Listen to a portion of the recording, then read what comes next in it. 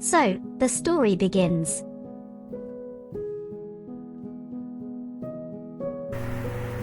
This is a famous Chinese idiom, grinding an iron rod into needle.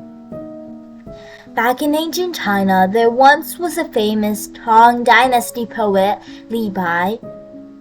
He wasn't very studious and focused when he was young. One time, however, when Li Bai's teacher wasn't there, he took this chance and snuck out to play without finishing classwork. He ran down the mountain top towards a small brook. However, he saw an old granny who was grinding a thick iron rod using a rock. Clack, scratch, clack. Curiously, he asked the granny, "Why are you grinding an iron rod?" The granny replied, "I want to grind it into an embroidery needle." Li Bai's jaw dropped and asked, "This iron rod is so thick, how can it become a needle?"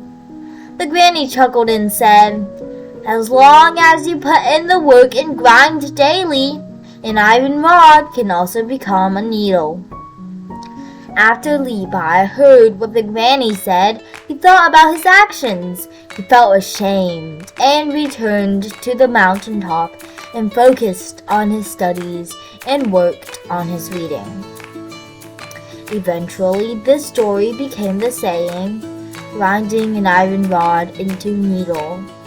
This saying tells us that if you are determined and commit to hard work, even the hardest tasks can be accomplished.